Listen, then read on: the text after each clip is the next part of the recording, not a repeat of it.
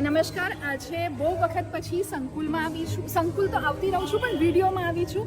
અને ફરીથી તમને બધાને, જો તમે મને ભૂલી ગયા હોય તો હું યાદ કરાવી દઉં. હું હેતલ સંકુલમાં વારંવાર આવું છું. શિક્ષણ એજ કલ્યાણ સંકુલ લવાલ ગામ ખેડા જિલ્લામાં જે આવેલું છે, વસો તાલુકામાં આવેલું છે. અને તમને લોકોને કેમ ખબર નથી પડતી કે સાચે જ સંકુલમાં દાતાઓની કમી છે. થોડા દિવસ પહેલાં બાપુએ બી વિડીયો રેકોર્ડ કરીને મૂક્યો હતો કે દાતાઓ બહુ ઓછા છે, ભોજનના દાતાઓની જરૂરત છે, બાળકો માટે, વૃદ્ધો માટે, આપણા સંકુલની દીકરીઓ માટે, સંકુલના ખર્ચા માટે. અને આટલું સારું કોઈ કામ કરે છે, કોઈ કર્મ કરે છે, અને આપણે અગર એક વ્યક્તિ તરીકે અહીંયા સહયોગ નથી આપતા તો કદાચ આ વિડીયો બનાવવાની પાછળનું કારણ એ છે કે ₹1 હંમેશા, અને મારા સ્ટાર્ટિંગના વિડીયો તમે જોયા હશે જ્યારે સંકુલ 1.5 વર્ષ 2.5 વર્ષ પહેલાંના, તો હંમેશા હું એ જ કહેતી હતી કે ₹1 2 આપો. એ ₹1 2 બી અહીંયા 100 200 500 1000 રૂપિયામાં થશે.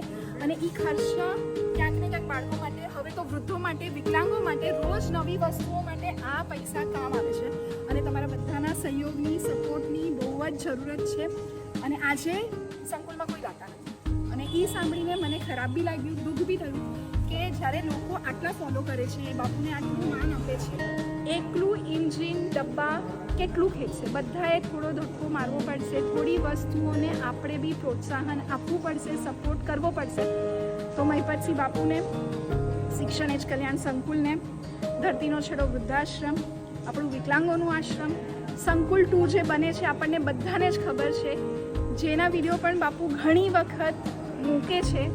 એ બધા જ માટે, આપણા પોતાના વ્યક્તિઓ માટે, અગર આપણે નહીં કરશું તો કોણ કરશે? તો બધાને જ હાથ જોડીને નમ્ર વિનંતી છે કે પ્લીઝ થોડો સપોર્ટ કરો. પાછું કહું છું કે તારીખો ખાલી છે, તો પ્લીઝ તારીખો ભરો અને તમે લોકો સપોર્ટ કરો. Thank you.